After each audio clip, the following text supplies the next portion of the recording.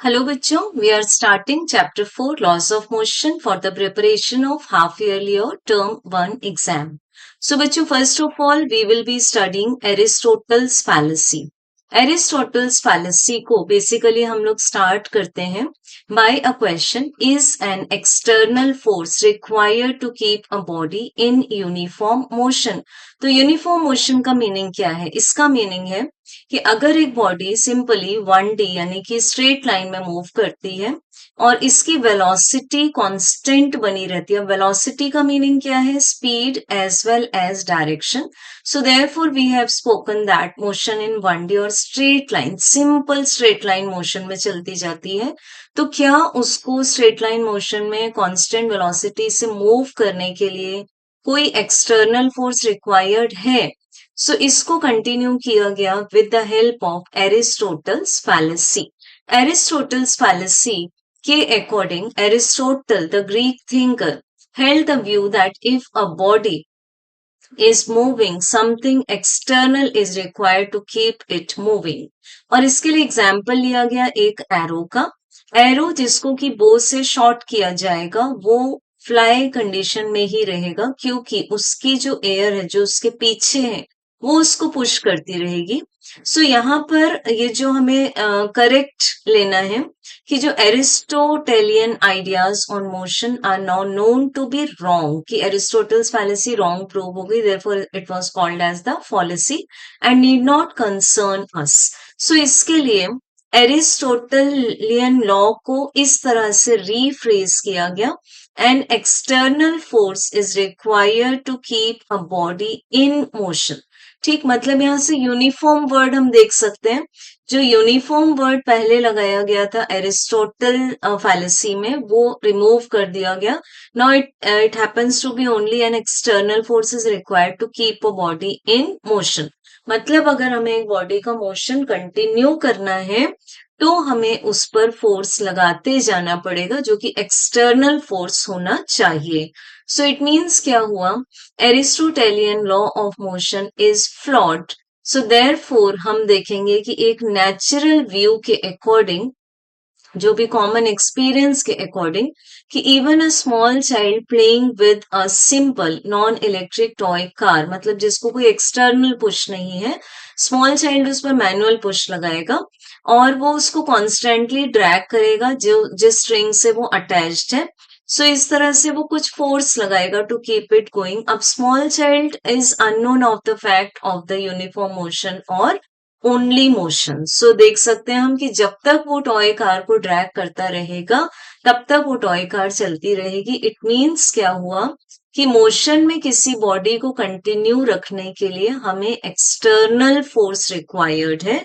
So what is the flaw, यानी कि Aristotle's argument में फिर फ्लॉ क्या था, क्या गलत था? तो इसके लिए हम देखते हैं कि जब भी कोई बॉडी मूव करेगी कोई ना कोई opposing force, dissipating force, such as solids में हम बोल सकते हैं फ्रिक्शन, फ्लूइड्स यानी कि लिक्विड्स मेनली में हम बोल सकते हैं विस्कस फोर्सेस एक्ट होंगे, जो कि बच्चों जो भी मोशन हो रहा है उसके अपोजिट डायरेक्शन में लगेंगे। तो देयरफॉर इनका नाम क्या रखा गया? यहाँ पर अपोजिंग फोर्सेस नाम बोला गया है। तो अब हम समझ सकते हैं कि एरिस्टोटल कहाँ पर रॉन्ग थे, कहाँ पर उनके लॉ में एक फ्लॉ था। सो इसके लिए हम देखते हैं कि ट्रू लॉ ऑफ नेचर क्या है? That one has to imagine a world in which uniform motion is possible with no frictional forces opposing. सो इसको गैलीलियो ने सही तरीके से स्टडी किया और बताया कि जहां भी फ्रिक्शनल फोर्सेस पॉसिबल है, अपोज कर रहे हैं, वहां पर यूनिफॉर्म मोशन पॉसिबल ही नहीं है। तो ये दो कॉन्ट्रेरी बातें हो जाएंगी। If you want to maintain the uniform motion and frictional force और the opposing force is also present, तो हम without the help of external force uniform motion को इमेजिन नहीं कर सकते। तो यूनिफॉर्म मोशन भी रखना है वहां, फ्रिक्शनल फोर्सेस भी हैं वहां, तो इसका मतलब है वहां पर क्या होने चाहिए? एक्सटर्नल फोर्सेस होने ही चाहिए जो कि मोशन को यूनिफॉर्मली मेंटेन कर सके। सो आई होप आपको 4.2 एरिस्टोटल्स फैलेसी क्लियर हो गया होगा। अब बच्चों हम देखते हैं the law of inertia. So the law of inertia, इसमें से हम पकड़ेंगे इनर्ट वर्ड को। इट मीन्स क्या हुआ कि ऑब्जेक्ट्स अपने आप इनर्ट ही होते हैं जब तक उन पर अनबैलेंस्ड और एक्सटर्नल फोर्स ना लगाया जाए। तो गैलीलियो ने स्टडी किया था motion of objects on an inclined plane. जैसे कि फर्स्ट केस में हम देख सकते हैं, moving down on an inclined plane accelerate while those moving up retard। तो फर्स्ट केस में हम देख सकते हैं कि जैसे ये बॉल है, ये नीचे आ रही है, तो इसमें श्योरिटी में एक्सेलरेशन ही प्रोड्यूस होगा। और एक बॉल को आपको इंक्लाइंड प्लेन में ऊपर भेजना है, तो उस बॉल में हमेशा अपने आप से आ जाएगा रिटार्डेशन, यानी कि उसकी स्पीड कम होती जाएगी। अब इसको भी हम क्या बोल सकते हैं, this is motion in a straight line. फिर थर्ड लिया था बच्चों यहाँ गैलीलियो ने एग्जाम्पल, कि एक यूनिफॉर्म प्लेन में बॉडी किस तरह से मूव कर रही है। सो एक इंटरमीडिएट सिचुएशन है। तो गैलीलियो ने कंक्लूड किया that an object moving on a frictionless horizontal plane must neither have acceleration nor retardation, that is it should move with the constant velocity। तो बच्चों गैलीलियो ने कंक्लूड की थी इंटरमीडिएट सिचुएशन की, अगर यहाँ पर हमारे पास में जो हॉरिजॉन्टल सरफेस है ये फ्रिक्शन लेस है, इट मीन्स एक ऐसा सरफेस है, स्मूथ सरफेस है, यहाँ पर कोई अपोजिंग फोर्स नहीं लग रहा। तो ये जो बॉडी रोल कर रही है यहाँ, ये बॉडी मूव कर रही है यहाँ पर, इसमें एक्सेलरेशन भी नहीं होगा और रिटार्डेशन भी नहीं होगा। अब बच्चों यहाँ गैलीलियो ने एक दूसरा एक्सपेरिमेंट किया था, देख सकते हैं कि जिसमें डबल इंक्लाइंड प्लेन है। सो यहाँ देख सकते हैं हम कि डबल इंक्लाइंड प्लेन में जो केस 1 है, कि हमने जब एक बॉल को रेस्ट से रिलीज किया, टॉप से रिलीज किया, तो वो बॉल इस तरह से रोल डाउन करेगी और दूसरा जो इंक्लाइंड प्लेन है उसको क्लाइंब अप कर लेगी।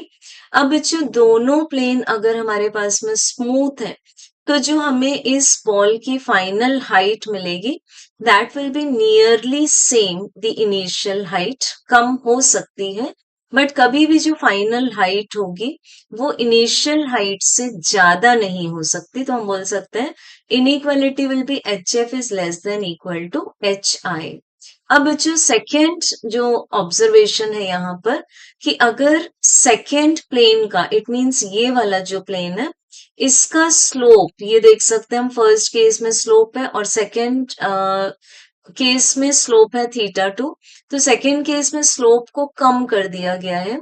तो जब स्लोप को कम कर दिया गया such that θ2 is less than θ1, तो फिर से बॉल यहाँ पर सेम हाइट तक, ये देखेंगे बच्चों यहाँ पर ये सेम हाइट तक। सो बट अब इस केस में क्या हुआ है बच्चों, कि ये जो हमारे पास में पाथ है, इसके हम देख सकते हैं कि लेंथ इंक्रीज हो चुकी है, तो इस ऑब्जेक्ट को लॉन्गर डिस्टेंस तक ट्रेवल करना पड़ेगा। अब थर्ड केस में ऑब्जर्वेशन था कि जो सेकेंड के स्लोप है उसको खत्म ही कर दिया जाए। इट मीन जो सेकेंड इंक्लाइन प्लेन है उसको कंप्लीटली प्लेन बना दिया जाए, हॉरिजॉन्टल बना दिया जाए। तो बच्चों इस केस में एक मैजिकल रिजल्ट मिलता है, that ball will be travelling the infinite distance. इसका मतलब क्या हुआ कि मोशन रुकेगा ही नहीं, बॉल इस तरह से आगे बढ़ते जाएगी और हमारी स्क्रीन से बाहर निकल जाएगी। सो हम बोल सकते हैं यहाँ पर कि the law of inertia was inferred by Galileo from observations of motion of a ball on a double inclined plane. But अगर हम थर्ड केस को प्रैक्टिकली देखें इन प्रैक्टिस, तो बॉल क्या होगा, कुछ एक पर्टिकुलर डिस्टेंस, मतलब फाइनाइट डिस्टेंस चलने के बाद में स्टॉप हो जाएगी अगर हम हॉरिजॉन्टल प्लेन की बात करते हैं तो इसका रीजन क्या है, क्योंकि प्रैक्टिकली कोई भी प्लेन ऐसा नहीं है बच्चों जो परफेक्टली स्मूथ हो, इट मीन्स जो परफेक्टली फ्रिक्शन लेस हो। तो इट मीन्स यहाँ पर अपोजिंग, अब अपोजिंग नाम से ही समझ में आ रहा है कि जो फोर्स ऑफ फ्रिक्शन है वो अपोजिंग होगा, तो इसको हम कभी भी टोटली एलिमिनेट नहीं कर सकते। सो अगर कोई भी फ्रिक्शन नहीं होगा, if there were no friction, the ball would continue to move with a constant velocity on the horizontal plane, but practically possible नहीं है। So Galileo thus arrived at a new insight on motion that had eluded Aristotle and those who followed him. The state of rest and the state of uniform linear motion, या uniform word सबसे ज्यादा important है, are equivalent. It means जो हम लोगों ने Newton's first law में पढ़ा हुआ है, इसलिए क्या बोला कि अगर स्टेट ऑफ रेस्ट और state of uniform linear motion equivalent है, तो दोनों कंडीशंस को हम क्या मान के चलते हैं, सेम मान के चलते हैं। So by this we can study first law of motion given by Newton. Every body continues to be in its state of rest or of uniform motion in a straight line unless compelled by some external force to act otherwise. ठीक, मतलब हर body अपने state of rest या फिर state of uniform linear motion को continue करेगी अगर उस पर हम कोई एक्सटर्नल फोर्स ना लगाए to act otherwise. It means to act otherwise का मीनिंग क्या हुआ कि अगर वो रेस्ट में तो मूव करना स्टार्ट कर दे, और अगर वो यूनिफॉर्म मोशन में है तो वो रेस्ट पर आ जाए। So this is the meaning of the two act otherwise. Hello बच्चों, अब हम नेक्स्ट देखेंगे यहाँ पर कि अगर बॉडी पर कोई भी नेट फोर्स एक्ट नहीं कर रहा है, so then it is incorrect to assume that a net force is needed to keep a body in uniform motion. ठीक, जब तक फ्रिक्शन ना हो। सो इट मीन्स क्या हुआ कि बॉडी को अगर प्रैक्टिकल सिचुएशन में देखा जाए तो we need to apply an external force to encounter the frictional force, because frictional force is an opposing force. So फिर क्या हुआ, दोनों फोर्सेस, एक फोर्स तो जो मेन डायरेक्शन में ड्राइविंग के लिए लग रहा है, दूसरा फ्रिक्शनल फोर्स अपोजिंग डायरेक्शन में लग रहा है। Force is a vector quantity, तो दोनों को जब हम सम अप करेंगे तो हमें मिल जाएगा zero net external force. So यहाँ पर to summarise, if the net external force is zero, a body at rest continues to remain at rest and a body in motion continues to move with a constant velocity. So this property of the body is called inertia. It means inert रहेगी वो। तो inertia का basic meaning जैसे हम लोग पहले discuss कर चुके हैं, रेजिस्टेंस टू चेंज, कि अपनी प्रेजेंट जो स्टेट थी उसकी स्टेट ऑफ रेस्ट में अगर हम कोई भी चेंजेस लाना चाहते हैं तो वो बॉडी रेजिस्ट करेगी, और अगर वो बॉडी यूनिफॉर्म मोशन में है स्टिल वो अपनी यूनिफॉर्म मोशन की स्टेट में चेंज को रेजिस्ट करेगी। अब हमें क्या लगाना पड़ेगा यहाँ, एन एक्सटर्नल फोर्स। अब बच्चों देखेंगे हम validity of Newton's first law of motion. So यहाँ पर स्टेटमेंट है, इसको आप लर्न कर लेंगे अच्छे से, कि the first law of motion can be simply expressed as if the net external force acting on a body is zero, its acceleration is zero. Acceleration can be non-zero only if there is a net external force on the body. ठीक, इस तरह से आ जाएगा हमारे पास first law of motion का ये simple expression. Statement wise इसको भी लर्न करेंगे आप, और बिकॉज ये कुछ एक बोल सकते हैं, एक लिमिट में सेकेंड लॉ से भी रिलेटेड है, और इसको भी लर्न कर लेंगे। Every body continues to be in state of rest और of uniform motion in a straight line unless compelled by some external force to act otherwise. ठीक, अब बच्चों यहाँ पर हम देख सकते हैं कि इस लॉ के को जब हम प्रैक्टिकली अप्लाई करेंगे तो there will be two kinds of situations. ठीक है, दो हमें सिचुएशंस मिल जाएंगी, जैसे कि हम कुछ एग्जांपल्स में देखते हैं कि the net external force on the object is zero. जैसे हमने यहाँ देखा था कि एक फॉरवर्ड डायरेक्शन में मान लेते हैं एक्सटर्नल फोर्स लग रहा है, तो अपोजिंग में फिर फ्रिक्शनल फोर्स लगेगा। तो उस केस में हम बोल सकते हैं कि जब नेट फोर्स जीरो है तो बॉडी का जो एक्सेलरेशन है वो भी जीरो होगा। अब दूसरा केस देखते हैं हम, अ spaceship out in Interstellar space far from all other objects and with all its rockets turned off has no net external force acting on it. उसके बावजूद क्या होता है, वो जो स्पेसशिप है वो यूनिफॉर्म सर्कुलर मोशन परफॉर्म करता रहता है। सो फर्स्ट लॉ के अकॉर्डिंग इसका जो एक्सेलरेशन है वो तो जीरो होना चाहिए, it should be zero. If it is in motion it must continue to move with a uniform velocity. But बच्चों यहाँ पर हमें क्या बताया हुआ है कि बिकॉज ये सर्क्यूलर मोशन परफॉर्म कर रहा है तो वहां पर डेफिनेटली कौन सा एक्सेलरेशन एक्ट होगा, सेंट्रीपिटल। सो जिसको हम मोशन इन अ प्लेन में पढ़ चुके हैं। And now, in that case, if we know that an object is unaccelerated, that is, it is either at rest or in uniform linear motion, so हम बोल सकते हैं कि जो net external force on the object है वो zero होना चाहिए. But gravity तो हर जगह pervading है. So for terrestrial phenomena, in particular, every object experiences gravitational force due to the earth. Also, objects in motion generally experience friction, viscous drag, etc. So, अगर अर्थ की बात की जाए अर्थ सरफेस की, because we are using the word terrestrial phenomena. So अगर एक object rest में है या फिर यूनिफॉर्म लीनियर मोशन में है, so it is not because there are no force acting on it, but because the various external forces cancel out. इसका मतलब वो ऐड हो जाते हैं और जीरो नेट एक्सटर्नल फोर्स वहां पर हमें फील होता है.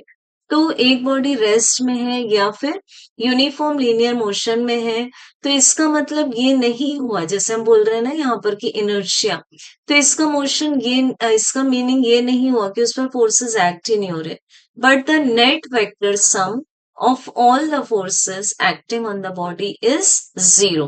So अब हम मान लेते हैं कि एक जो बुक है वो एक हॉरिजॉन्टल सरफेस में रेस्ट की कंडीशन में, तो इस पर दो एक्सटर्नल फोर्सेस लग रहे हैं. हम ये नहीं बोलेंगे कि रेस्ट में तो कोई भी एक्सटर्नल फोर्स नहीं लगेगा. तो अगर हम इसका डायग्राम बनाएं, ये हॉरिजॉन्टल सरफेस है, ये बुक है, बुक का मास है m, तो बुक पर पहला फोर्स लग रहा है the force due to gravity, जो कि फील होगा इसको इसके वेट के फॉर्म में, जो कि वर्टिकली डाउनवर्ड एक्ट कर रहा है. और बच्चों इसी बुक पर एक अपवर्ड डायरेक्शन में फोर्स कौन सा लग रहा है, जो कि टेबल इस बुक पर लगा रहा है, तो that is a normal reaction. अब जो नॉर्मल रिएक्शन फोर्स है हमारे पास में वो सेल्फ एडजस्टिंग फोर्स है. It means that will be depending on the inclination of the plane as well as on the weight. तो ये कुछ इस तरह का एग्जाम्पल है. तो अब हमें सारे फोर्सेस नोन तो नहीं है, but the state of motion is known. So we observe that the book to be at rest. So हम कंक्लूड करते हैं यहाँ पर कि जो वेट है वो नॉर्मल रिएक्शन के इक्वल हो जाएगा. तो क्या हुआ यहाँ पर फोर्सेस कैंसिल हो गए और बुक हमें अल्टीमेटली कैसी कंडीशन में मिली, रेस्ट की कंडीशन में. बट हम देख सकते हैं कि सब सपोज हमने बोला कि W is equal to R, तो इसका मतलब है ये इनकरेक्ट रीजनिंग है. सो क्यों इनकरेक्ट रीजनिंग है? Because the book is observed to be at rest. The net external force on it must be zero. So इसका मीनिंग क्या हुआ हमारे पास कि जो नॉर्मल फोर्स है जिसको हमने बोला था नॉर्मल रिएक्शन इस बुक पर, वो इक्वल एंड अपोजिट होना चाहिए इस बुक के वेट के. अब जो सेकेंड एग्जाम्पल हम लेते हैं एक कार का. ये कार मूव कर रही है कांस्टेंट वेलोसिटी से, तो यहाँ पर जो v है हमारे पास में वो कांस्टेंट है. तो अगेन इस कार पर जो नेट फोर्स हो जाएगा वो हो जाएगा जीरो. तो कार का मोशन कैसे, अगर हम इसको किसी रोड पर कंसीडर करें, तो मोशन वो स्टार्टिंग फ्रॉम रेस्ट, फिर उसने स्पीड को पिकअप किया और देन वो स्मूथ स्ट्रेट रोड पर यूनिफॉर्म स्पीड से मूव कर रही है. तो जब कार स्टेशनरी है तो फिर से इस पर कोई भी नेट फोर्स एक्ट नहीं कर रहा, तो पिकअप के दौरान क्या हुआ, एक्सेलरेट हुई है, इसका मतलब है वहां पर नेट एक्सटर्नल फोर्स था. सो नोट करेंगे जब एक्सेलरेशन है तो वहां पर नेट एक्सटर्नल फोर्स है. सो डिफरेंट टाइप के एग्जांपल्स आप लाइन बाय लाइन एनसीईआरटी में से पहले स्टडी कर लेंगे. Then we will be starting in the next part Newton second law of motion. Thank you.